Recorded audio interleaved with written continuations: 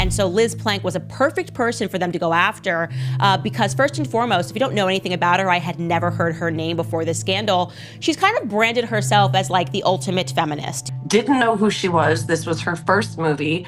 And I was singled out as, you treated her like a fan. And then I was dressed down afterwards, which could have been a career ender because when you're an intern, you're the most dispensable person on the project. First of all, congrats on your little bump.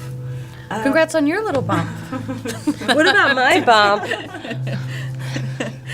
You've got two nice ones. And they are kind of bumps, aren't they? In a shocking turn of events, Conservative commentator Candace Owens has reportedly leaked a list of alleged victims linked to Hollywood actress Blake Lively. The revelation has sent shockwaves through the entertainment industry, raising questions about the nature of the allegations and the credibility of the claims. Owens, known for her controversial takes and deep dives into high-profile scandals, has hinted that the list contains names that could expose hidden truths about Lively's past. As the story unfolds, the public is left wondering what exactly has been uncovered and how will this impact Lively's career and reputation. Liz Plank was the co-host of the Man Enough podcast alongside Justin Baldoni. And then, as soon as Blake Lively filed her complaint, Liz Plank was out, instantly said she quit, a show of support and solidarity with Blake after everything dropped. And people began looking into it.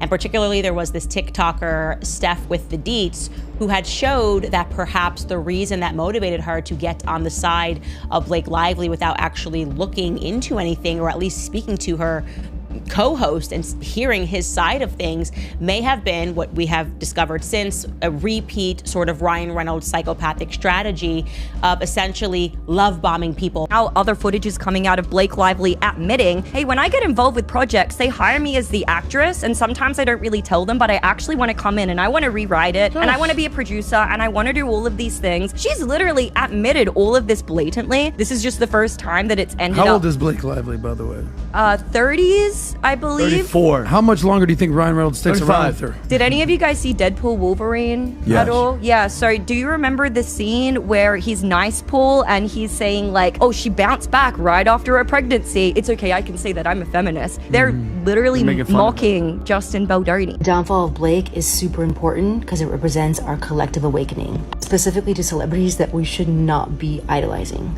and they hate that. So do you feel free now to try everything? What is the next 5 years? Well, in terms of trying, I mean, do you see the movie? I did see the movie, but I mean, we're gonna give you a pop quiz. We're gonna give you a pop quiz every minute of it. Yeah. In a resurfaced 2009 interview with Glamour magazine, Blake Lively candidly discussed her initial reservations about working with Penn Badgley on the set of Gossip Girl. Lively admitted that upon learning of Badgley's casting, she was upset and attempted to sway her fellow cast members against him. She confessed, "I actually poisoned the whole cast against him." However, her perspective changed quickly as she recognized Badgley's genuine and charming nature, leading her to acknowledge her misjudgment within a week. A 2009 Glamour UK interview by Blake Lively, and in her interview, she admitted to trying to poison the cast of Gossip Girl, which is where she made her name, against her co-star Penn Badgley, who played her love interest, Dan Humphrey, on the show. She said, "At first I was so upset that they had hired him, I actually poisoned the whole cast against him." And she goes on to say, but then they noticed that he wasn't a jerk and was actually a nice, charming person, and almost immediately I realized it too. But it took me about a week to admit it. And here's the thing. Reports were that Blake Lively and Leighton Meester, who played best friends on that show, were not friends during the 6-season run of the show. Leighton Meester and Penn Badgley and other Gossip Girl co-stars have remained silent in the wake of the Baldoni legal drama. Neither Meester nor Badgley follow Lively on Instagram. This shows proof positive, or you know what, potentially proof positive, that there is a history of her doing this type of behavior, going out of her way to talk ish, put out rumors, say bad things, say negative things about other co-stars, either because she just is in her feelings about that person, not happy about that person being in the show, or because she feels, I don't know, maybe because she just wants to start drama for the sake of starting drama.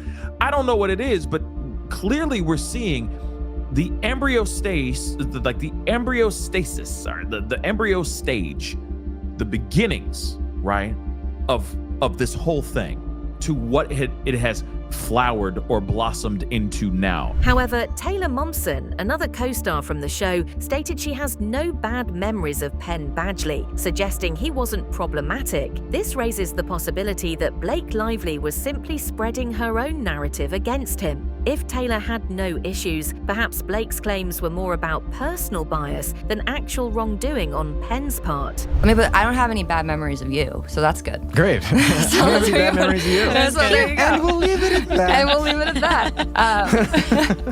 No, I always had fun filming our scenes together, especially in the beginning. We worked a lot. Totally. Like we worked a lot together. Yeah, actually, but you know, I mean, I'm almost like, by the end, we really didn't work together. No. At all. No. You were always doing crazy. Our storyline. I was off being a drug dealer and whatever else they were writing. Jed Wallace, owner of a crisis mitigation firm, has filed a defamation lawsuit against Blake Lively. Wallace alleges that Lively falsely accused him of orchestrating an online smear campaign against her, leading to significant reputational damage. This countersuit adds another layer of complexity to the multifaceted legal disputes involving Lively and Baldoni.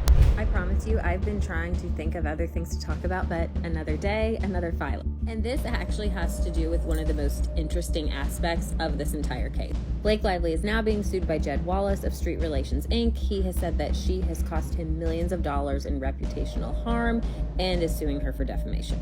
Lively's counsel released a statement saying that this is just someone else that's trying to sue her into oblivion for speaking out, and that they are confident that this will get dismissed, which I find that to be really interesting because this is someone that they alleged in her original complaint was really responsible or had a part in allegedly the whole astroturfing, because they alleged that Wallace was responsible for planting negative comments and negative story, which Wallace has maintained that he had no part in any negative PR tactics against Lively, which it was interesting that her defense basically was like, oh, this is nothing, it'll get dismissed, yada, yada, yada, because in her filings, they said that Wallace was the one who weaponized a digital army. I don't know if that's a direct quote, but basically that it was either real accounts or possibly bot farms. I don't really know. I probably need to read that again. But basically that was orchestrated by Wallace and, you know, other members of Baldoni's team. Which, like, if I was naming someone who, like, had taken part in this, like, alleged astroturfing, I'd be like, yeah, see you in court. Can't wait to find out your method. I don't know. Maybe that's probably not the most professional response, which is also probably why I'm not a lawyer and I'm here on TikTok right now. Blake Lively's legal filings include an incident where she claims a man entered her room while she was breastfeeding without permission. Contradictory reports suggest that Lively had, in fact, granted permission for the individual to enter. This discrepancy raises questions about the accuracy of allegations and the potential for misunderstandings in high-stress environments. Imagine for a second, you invite a man to your trailer, you're breastfeeding. You say, you can come in, but you got to turn around. So he, knock, knock, I'm here. Come on in. Turn around. He locks eyes with you. And the second it takes for him to turn around. And you add that to the lawsuit. Blake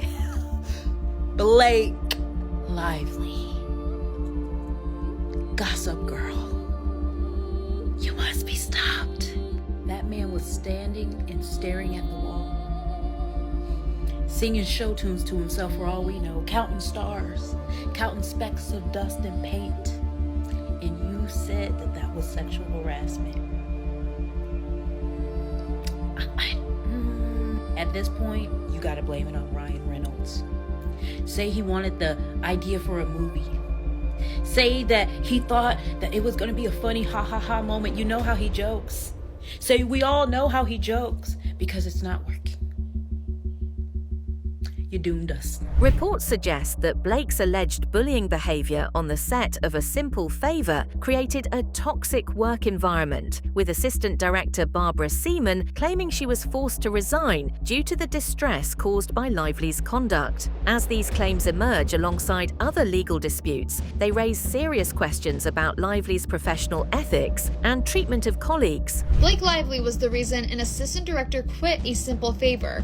Allegedly, of course. And we learned this from Henry Golding's post. Henry Golding, who was in A Simple Favor, made a post with the poster for another Simple Favor. And under his post, Barbed Wire TV had commented, "I worked with you on the first one. My experience with everyone was absolutely amazing except for a certain someone who is the reason I quit being an AD. Guess who that person is? Wish you all the best with this though." And Barbed Wire TV went on to say, "I want to avoid attention around this, but I will say she was cruel to many. I know I cried my way home many nights because you try so hard to please someone who is never pleased and puts you down constantly. I can't believe it's actually getting back at her. Karma is real." And Barbed Wire TV, whose real name is Barbara Jaworski, definitely seems to work in like the production world. And for further proof, here's her IMDb. Seems to be under her maiden name. Says she's known for Barbed Wire TV, which obviously that's even her account name. Under projects, you'll see A Simple Favor. She was the 4th assistant director. So not only did we learn that she quit, but apparently she made many people cry behind the scenes. Another victim, Jamie, recounted an experience from nearly 20 years ago when she was a young intern in the entertainment industry. She explained that she had just turned 20 and was assigned a simple task of handing out water bottles on set while Blake Lively, then 17, was promoting Sisterhood of the Traveling Pants. You were very young and inexperienced in the industry, and then you got a job as an intern? Yeah, and I had turned 20 a week before, so I was young. And she was young, I believe, 17, and I always reserve the right to say people can change, to put that out there. Yeah. But I was pointed out and singled out as someone that treated her like a fan when, as someone who grew up on set and in this world, I knew you don't talk to talent. Jamie stated that she had no interaction with Lively, did not speak to her, and only walked past her in the green room. However, Lively later accused her of treating her like a fan and making her uncomfortable. Jamie was singled out for this alleged behavior and was reprimanded, which she described as a frightening experience, especially as an intern, since she feared it could end her career. She wasn't even famous at that point, was she? Did you know who she was? No. So I was an intern on a show that she was doing press for, and they were going to talk about Sisterhood of the Traveling Pants. It was 3 of the 4 stars. I believe it was Alexis Bledel who wasn't there. And my job was to hand out water bottles to whoever needed it on set that day. And so I didn't talk to her. I had no interaction with her. I walked by her in the green room and I went to set, as I do. And then she was like, "Oh, that girl did I hang up? No, okay. You're there. Yeah.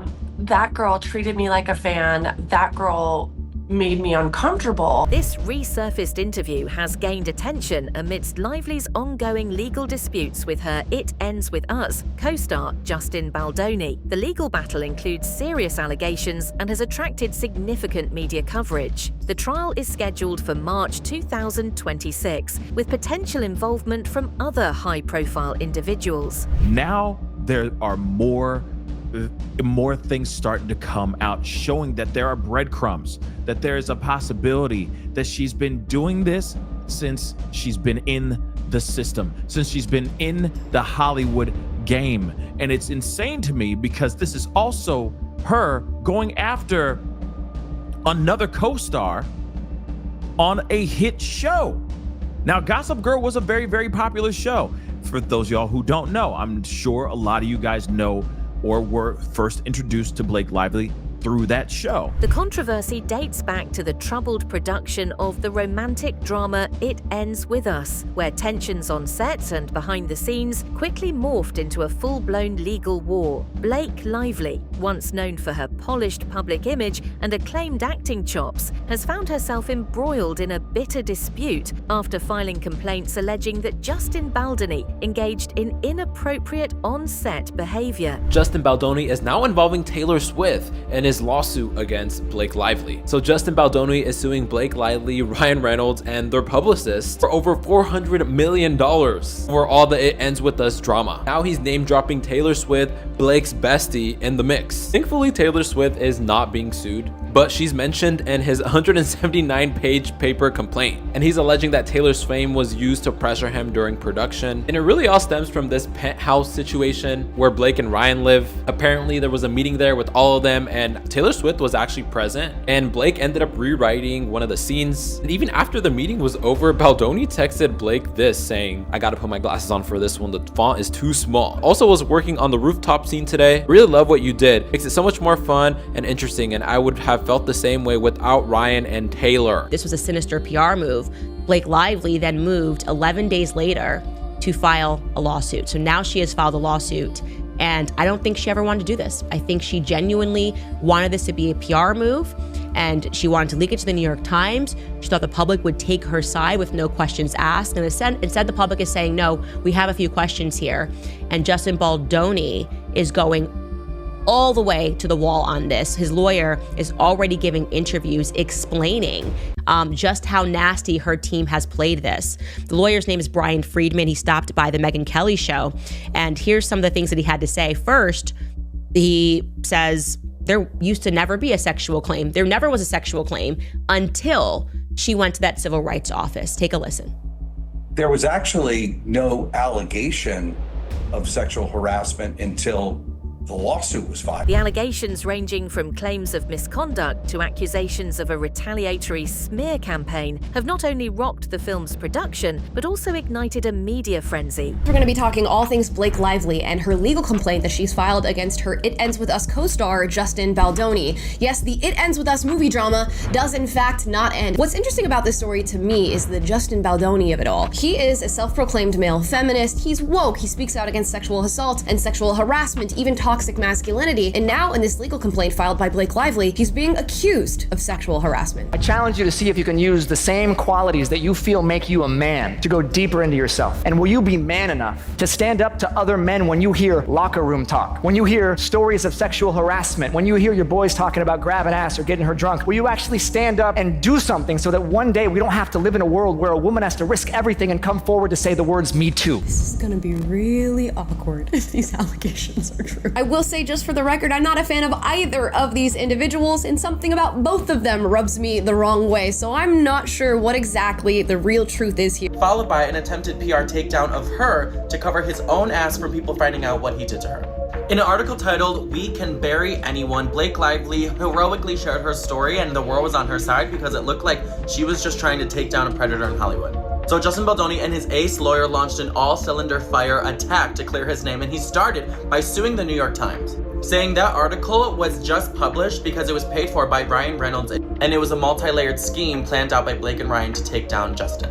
And I think it's pretty common knowledge that the mainstream media will lie on behalf of their powerful friends or anyone who pays them off to say certain things. Taylor Swift, Blake Lively's own best friend, hasn't publicly sided with her. It raises questions about Lively's claims. If Swift, known for fiercely supporting her friends, hasn't defended Lively, it might suggest that Lively's allegations against Justin Baldoni aren't entirely credible. Silence can sometimes be louder than words, and in this case, Swift's decision not to back Lively could be a subtle indication that there's more to the story than what's being presented. Here's a fan conspiracy that's going viral saying the reason why I believe Justin Baldoni is because Taylor Swift hasn't defended Blake Lively publicly. You know, hey, it might have some weight. Have a listen. Say this out loud because I haven't seen anybody else say it. Does nobody else think that Taylor Swift is the dead giveaway? That Taylor Swift is the reason that none of it makes any sense with Blake Lively and Justin Baldoni? Like, Blake Lively has to be lying about being sexually harassed, and the reason I say that is she couldn't even convince her best friend. And by the way, other people like Umbrella Guy have said this is why she's doing this fishing expedition with the subpoenas, because they're looking to further smear Justin Baldoni because they don't actually have any evidence of the sexual harassment.